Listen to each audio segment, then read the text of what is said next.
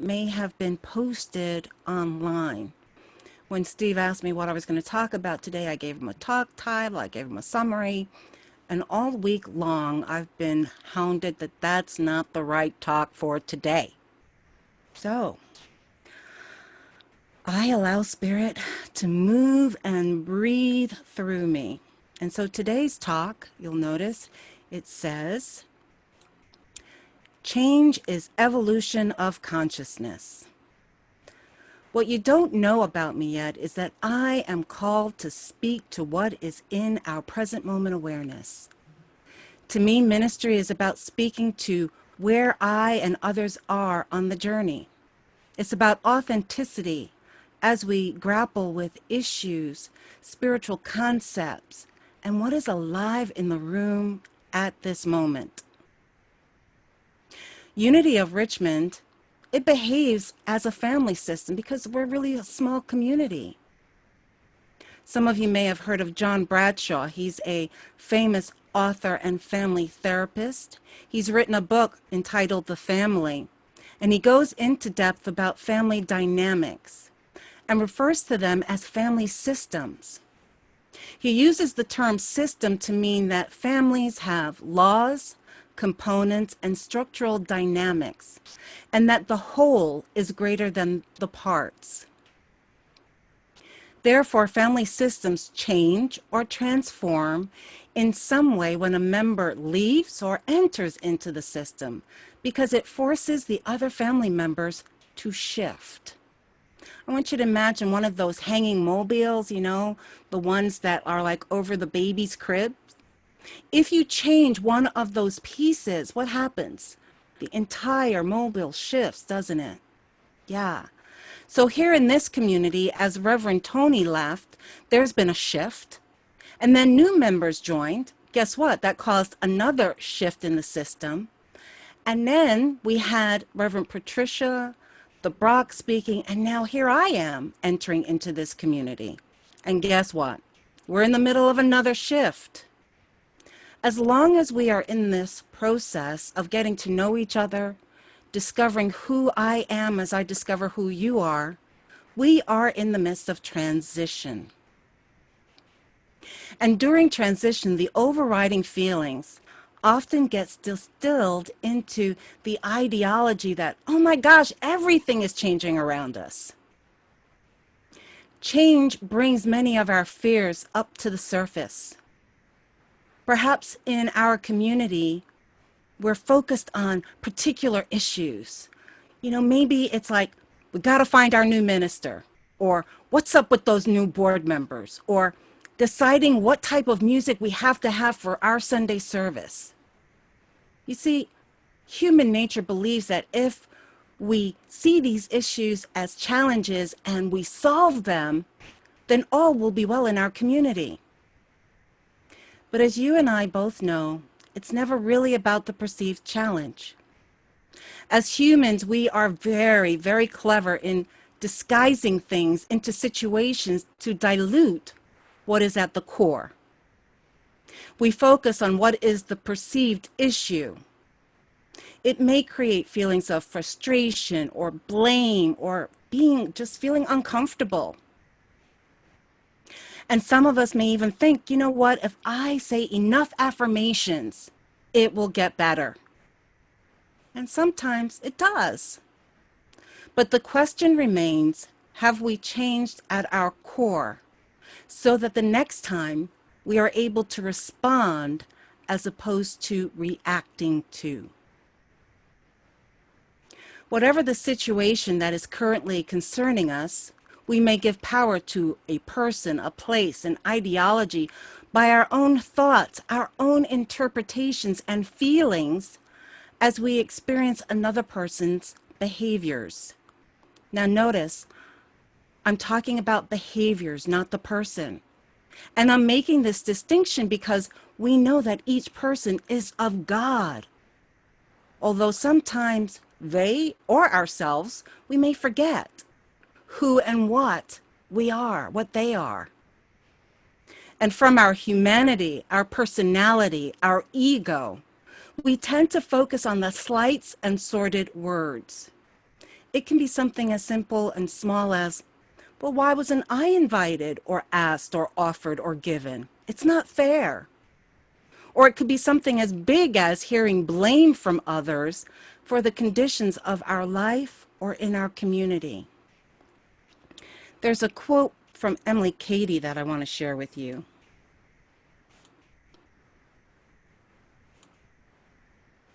I know you just did lessons in truth, but I think this is a powerful statement. Remember that all envy and all jealousy are in the human or mortal mind, and that in reality, you are an absolute necessity to God in order to make the whole perfect. Isn't that powerful? Yeah, I think so. But if we are unaware of our truth in that moment, or that our buttons may have been pushed, it's very easy to opt to be defensive and duke it out with them. But if we stay centered in love, in truth, in oneness, we get to make choices. Do we engage at the level of impulse reaction, or do we choose to operate differently from our highest self? This awareness of change and how our underlying fears cause people to behave strangely really became clear to me about 5 years ago when my grandmother died. And I have a picture of Gran. I call her Gran. And this is her. This is my mom's mom. And this is a picture of her about a year and a half before she died. Gran was this amazing light. And even as she was in the process of dying, she waited for every family member to arrive so that she could have closure before she released this plane of existence. And as my gran was in the process of dying, our family, I was so impressed by them. We were all connected. Members easily made time for everyone to have personal time and connection with my gran. And we listened to each other. However, the moment my gran died, there was an immediate fight for power and authority. So here's the challenge, the presenting situation. A family member displayed behaviors such as rigidity, control, blame, and disregard. And as this person's animosity grew, it became really clear that I would not be included in my grandmother's funeral plans or in the service. And to be honest, I was heartbroken. But before my gran died, she made one request of me. She had this bird, this interesting little bird. And I say little, and I'm using it as a euphemism because this was her baby. She asked me to care for her baby. And this is a sulfur-crested cockatoo. It's the largest of the parrots. And he's huge. And he was in the cage the whole time because my grandmother was 89 when she passed. She didn't have the ability to train him. So he was a pretty intense, talk about wanting the cup to pass. It would have been my request for this bird. But I told her I would. And so my husband and I, we figured out what we would do is we would leave the day after Gran died. And what we would do is we would drive the bird back from Florida to Kansas City. And the funeral plans were already made, and it was supposed to be held the following week, at which point then I would fly back. So my husband and I, we canceled our existing return flights home, and we rented this really big SUV that could actually fit this huge bird cage in. And after we did all of these plans, we then had a call from this person. And they said, change of plans. The funeral is going to be in a couple of days. Now, how do I consciously handle this situation? Because that's the question. There were lots of unhealthy ways and words that I could have used to react from. I'm sure some of you can relate to that. and I decided to do it differently.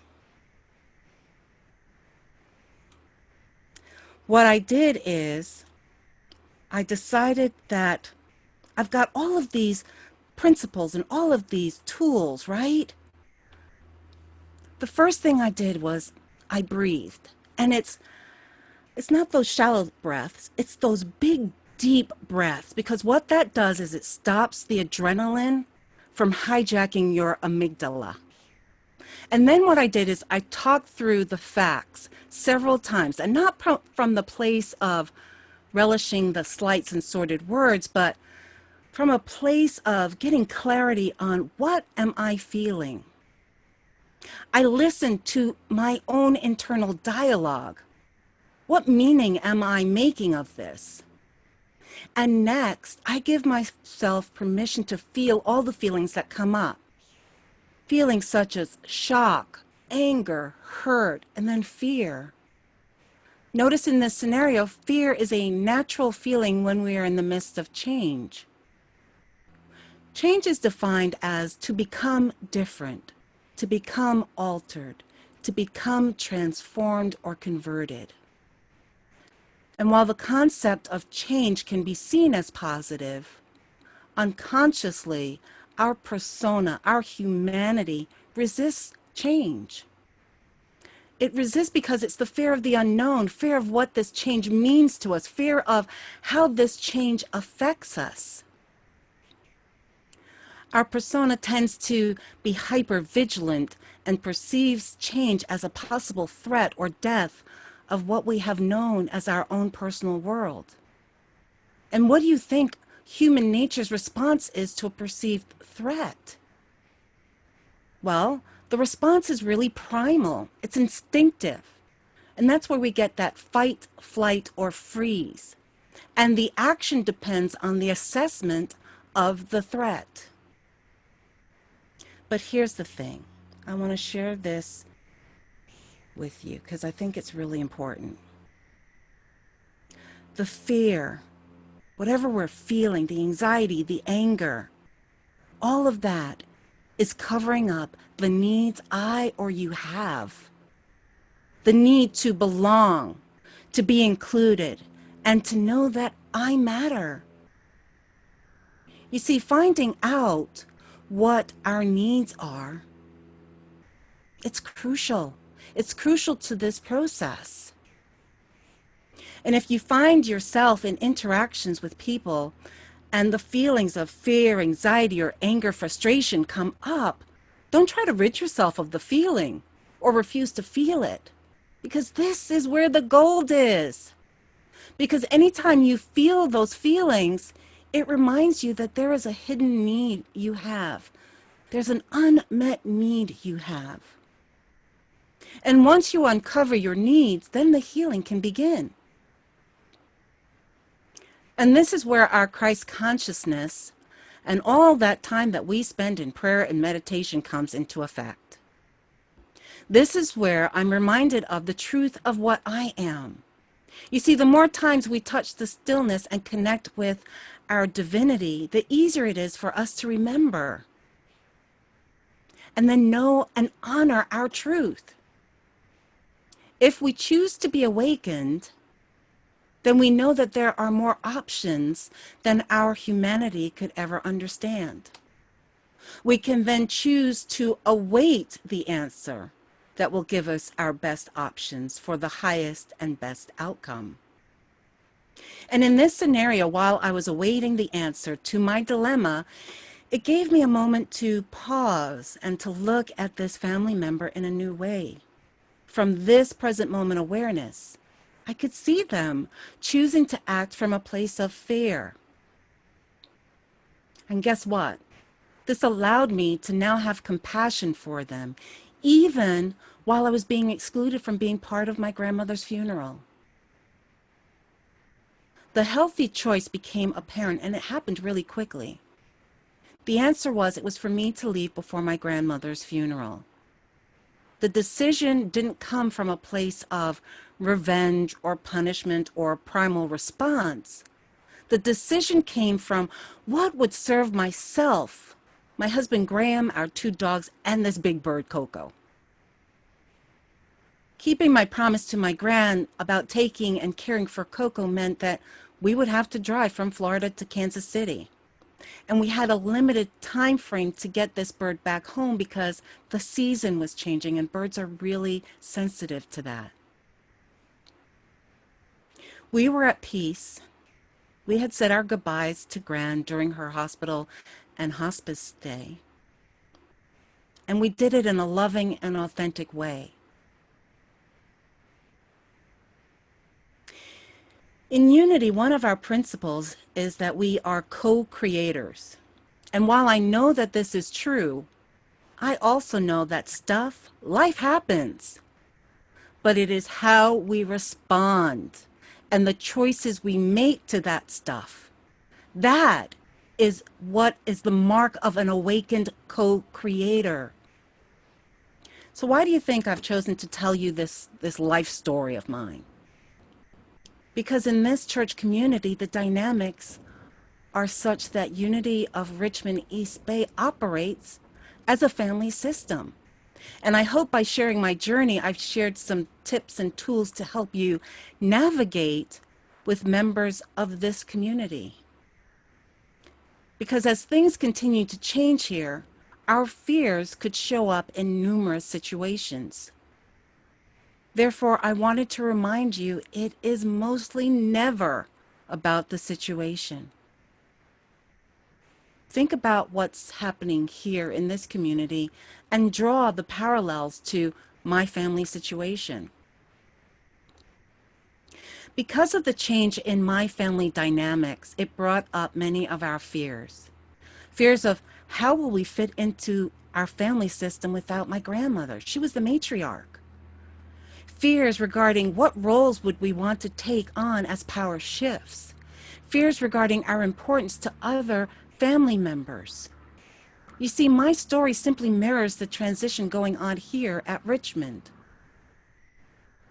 The choice you have now is to look at your roles in this community and to discern how to respond as changes continue to occur here. You can determine if the situations that are arising now are about your personal fears becoming magnified and what you choose to do about them. I'm suggesting that as we go through this, that we be compassionate with each other because we're in a growth on this journey. And many of these situations allow us to shift, to come up higher in consciousness so that we can rise above our fears and misunderstandings. We get to truly trust in our divinity, knowing the truth of what we are is spirit-filled love. We get to stand in our authenticity and in our power as we welcome these new changes. Now, in case you're thinking, how am I supposed to remember everything that Rev Sheree said today? Well, I got you covered because here's a synopsis of the steps. I call this my 5 steps for sanity. And so if you choose to use them, I think it might be beneficial. Right? The first thing is that we breathe, and taking those deep breaths, that's what stops the hijack from happening, that emotional hijack as the adrenaline is pumping through our system. So you want to be able to do that. And then we look at the facts, right? We look at what are the facts of the situation? What's the story then I'm telling myself about the facts? And what are those feelings that are coming up from those thoughts and those interpretations? And allow yourself to feel the feelings. And as you're feeling the feelings, then allow yourself to identify what are your hidden needs. What are you in need of? What need is not being met? And then before you react, before you send the email, before you do the text, before you pick up the phone and make the phone call, before you make the snide remark, because all of those are coming from our reactions. Await the answer from your highest self, from Source. And then you get to shift consciousness, one person at a time, as you respond and walk your talk. So that's my wish for this community. And I'm hoping that you will take those 5 steps into your consciousness this week and really allow it to guide you in your interactions with each other. I thank you for listening. I thank you for your attention. And why don't we prepare for meditation? Steve is going to play us a Daniel Nahmod song to get us set up for meditation.